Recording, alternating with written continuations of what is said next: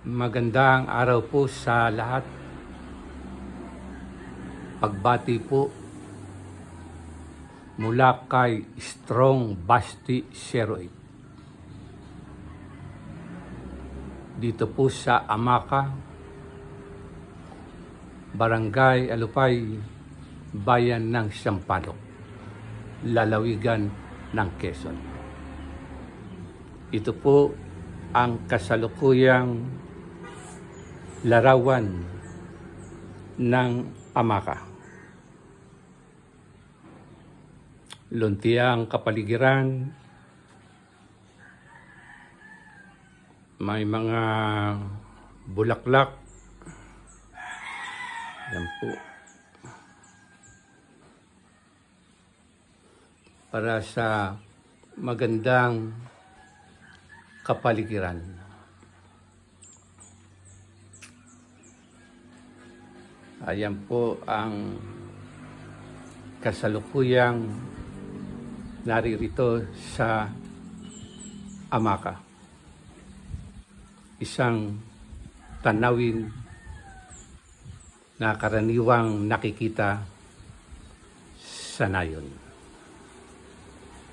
Ang papaksain ko po sa araw na ito ay halos katulad ng pinaksa ko na potograpo.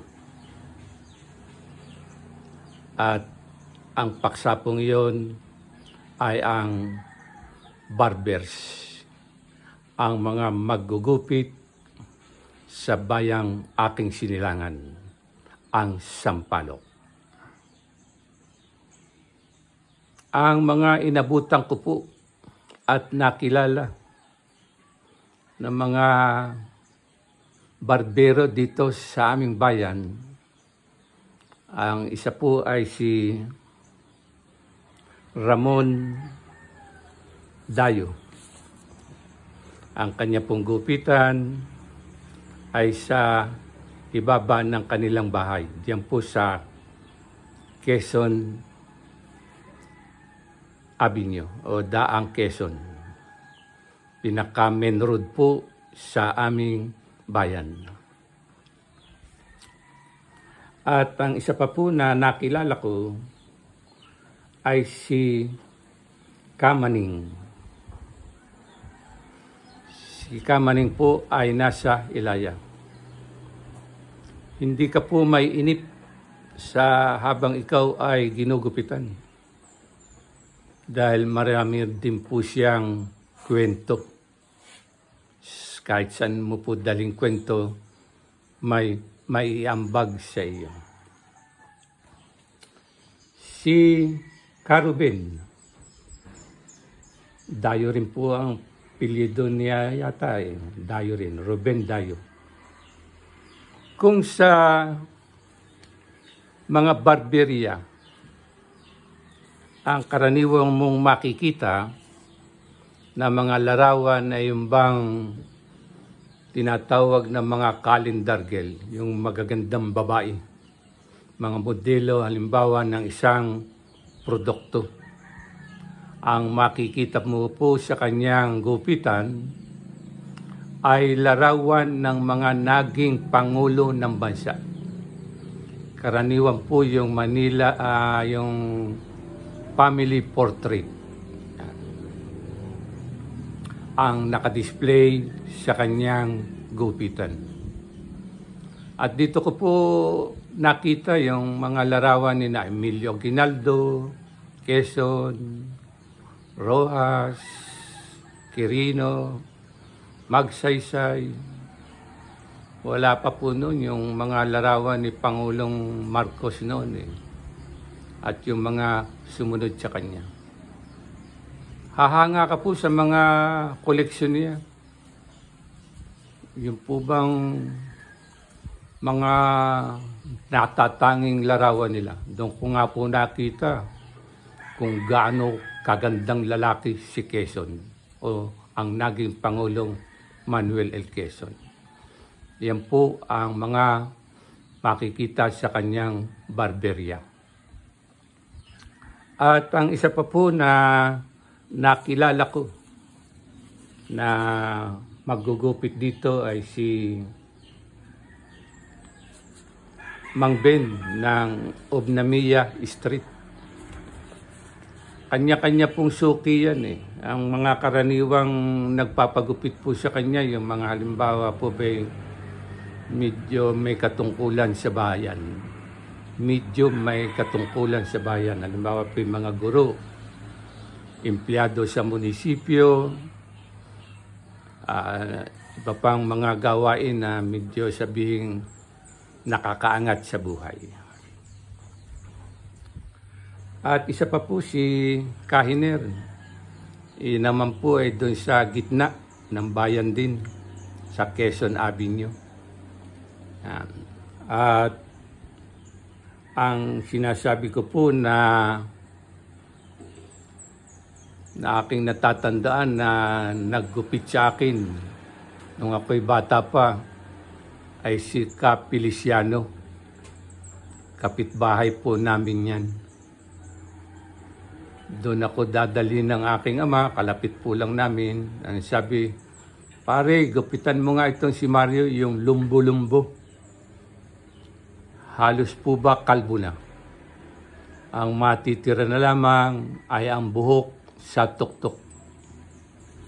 Akala mo po ba yung balat ng niyog na ipinatong sa ulo mo? Yan po ang aking karanasan kay Kapiliciano. At matahimik po ako pag ginugupitan. Abay, makikita mo po ba yung labaha? Yung po ang gamit ng mga barbero nung una. Hindi po ba yung razor sa ngayon? Aba, makikita mo, niyahasa yung labaha sa isang balat. Halimbawa po sa sintron. At haba akong ginugupitan, huwag kang malikot. Baka yung iyong tenga ay mahagip. Kaya po tahimik akong habang ginugupitan. At ang isang tatak po ng isang barberya dito nung una, hanggang ngayon po mayroon pa rin. Ayun po bang tagpuan ng mga tao? Yung po bang may dama? Yan. At ngayon po, ng mga sumunod na araw, yung pong headdress o chest. At ang isa pa rin po na nakilala ko na maggugupit dito, no, panahon po yun ng high school ako, ay si Rado Galieno. Pagdating po sa mga kabataan, dinadayo po siya.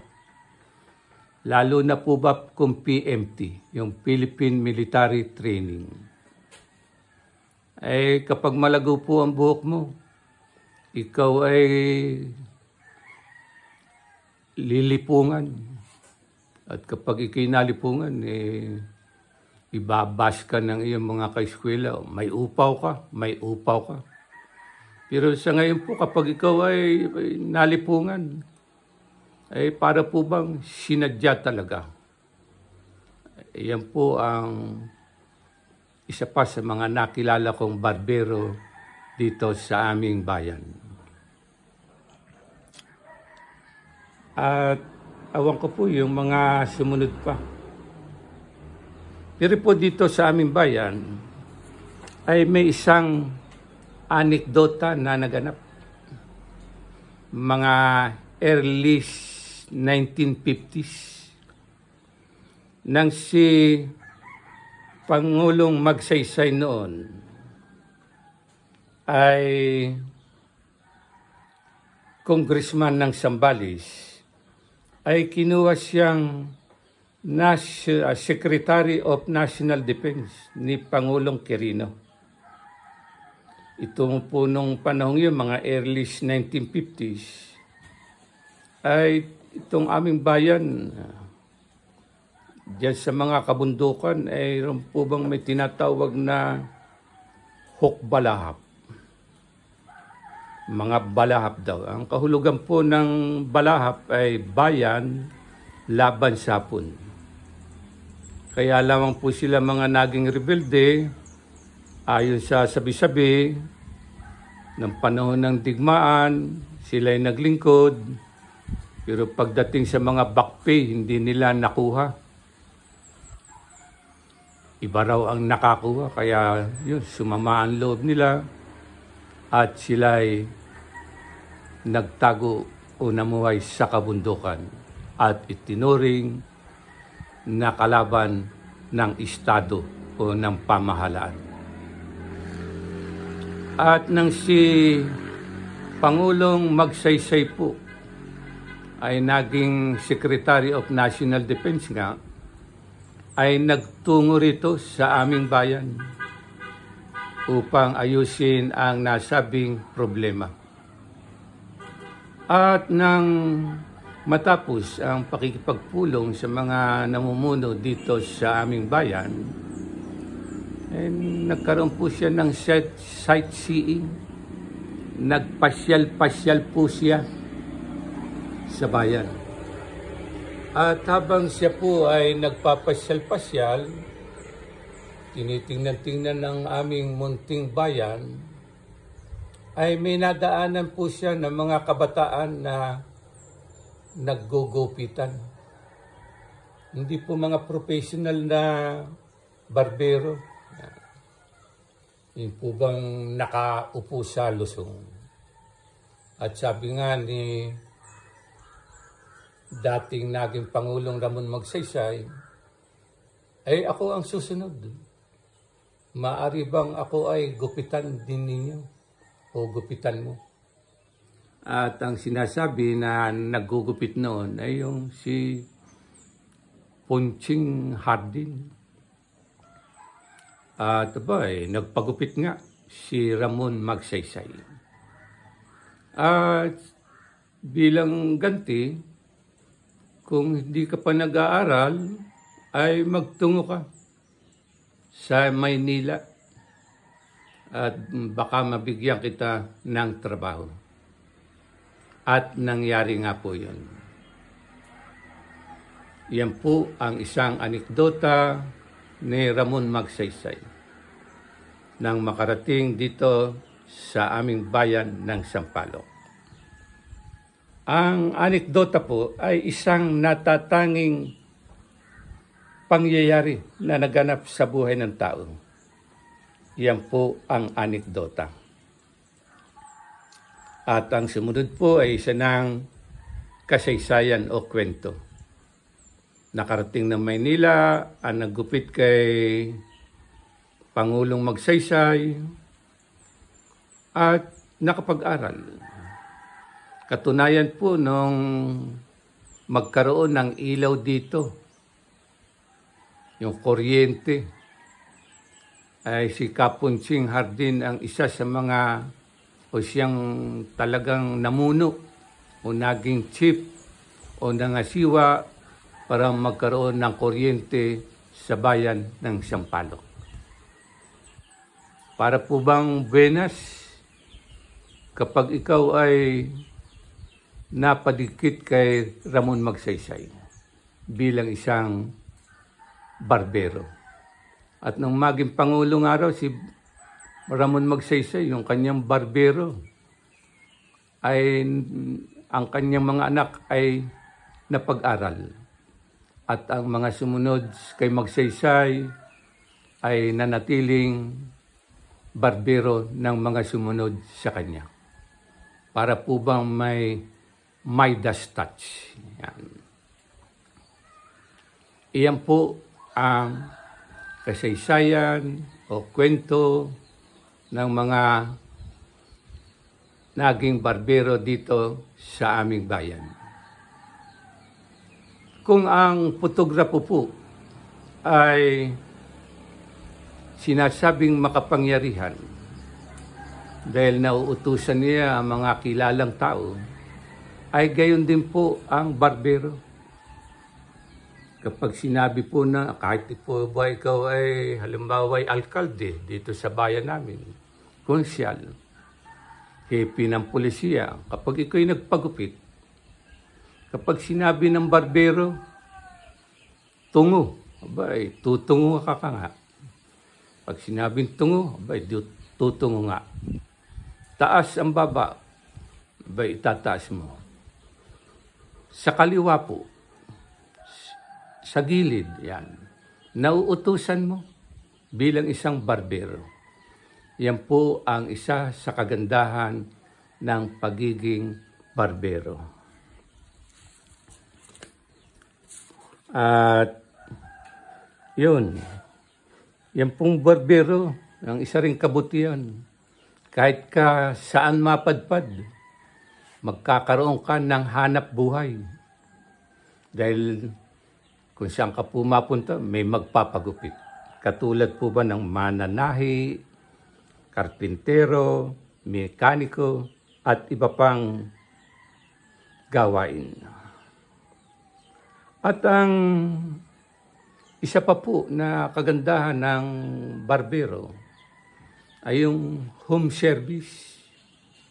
Yan. Susunduin ka, pagkatapos mong magupitan, may merienda, kung aabuti ng pananghalian, at may malaking tip. Yan po ang isa sa kagandahan ng barbero. Kung may kagandahan ng isang barbero o pagiging barbero, meron naman din po na hindi maayos na karanasan. Halimbawa po ay yan, makakalanghap ka ng maliliit na naputol o nagupit na buhok. Hindi pa po uso noon ang face mask eh. Yan. At ang isa pa rin po na hindi maganda sa karanasan ng isang barbero ay yung ano po, yung ikaw ay makasugat.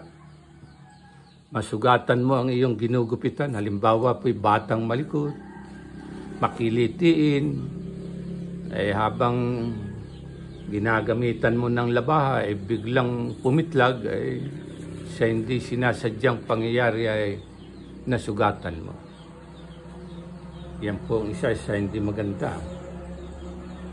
At mayroon naman na sinabi yung kanyang gupit, ay nang matapos siya hindi nagustuhan yung pagkakagupit. At yung isa pa po naman, halimbawa, nagkaroon ka ng masela na magpapagupit. Abay, palitan mo yung kapa. Yung nakita kong natapos mong ginupitan parang may sugat doon o galis doon sa likod sa may batok Baka mahawa ko ng kanyang, baka buni yata yun Isa yan po sa mga hindi kagandahan na karanasan ng isang barbero. At sa mga nakilala ko po na mga barbero,